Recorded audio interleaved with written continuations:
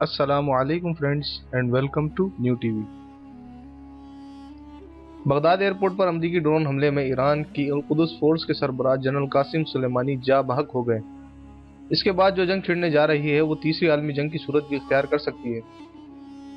ایران کے صدر آیت اللہ خامنائی نے بدلہ لینے کا اعلان کرتے ہوئے کہا ہے کہ وہ امریکہ کی 35 ایئر بیسز کو نشانہ بنائے گا اور انہوں نے ٹارگٹ سیٹ کر لیے ہیں۔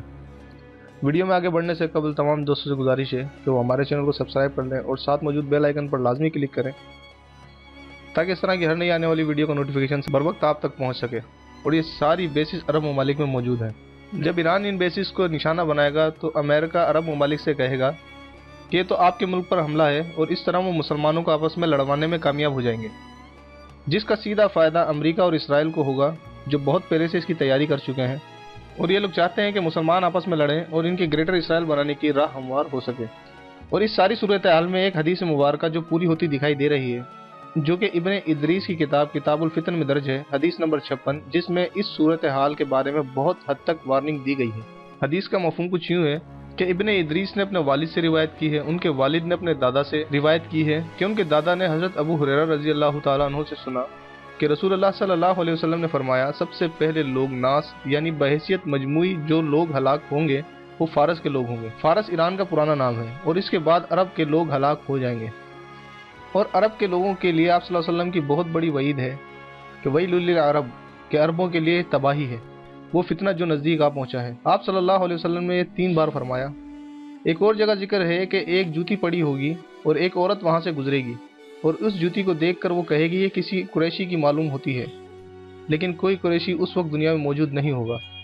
بغداد میں جنرل سلیمانی کی ہلاکت کے بعد سوشل میڈیا پر جو ٹاپ ٹرینڈ چل رہا ہے وہ ہے تیسری عالمی جنگ کا۔ جنرل سلیمانی کی جگہ تعینات ہونے والے القدس فورس کے نئے سربراہ نے عہدہ سنبھالتے ہی بدلہ لینے کا اعلان کر دیا ہے۔ انہوں نے اپنے بیان میں کہا ہے کہ لوگ صبر رکھیں اور پورے مشرقی وسطی میں امریکیوں کی لاشیں گرتے دیکھیں۔ اگر تمام صورتحال کو دیکھا جائے تو اس کا ماسٹر مائنڈ آپ کو اسرائیل نظر آئے گا، کیونکہ اسرائیل کے prime minister Nitin Yahoo Europe کا دورہ چھوڑ کر اسرائیل پہنچ گیا ہے۔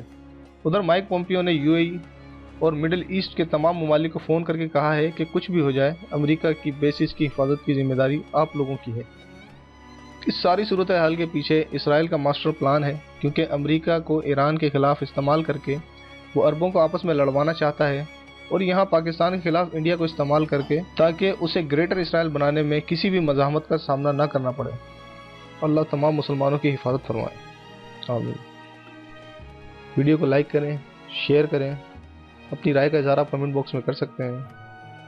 ہمارے چینل کو ضرور سبسکرائب کریں اور ساتھ موجود بیل آئیکن پر لازمی کلک کریں تاکہ ہر نئی آنے والی ویڈیو کا نوٹیفیکیشن سب سے پہلے آپ کو ملے۔ ویڈیو دیکھنے کا بہت شکریہ۔ اللہ حافظ۔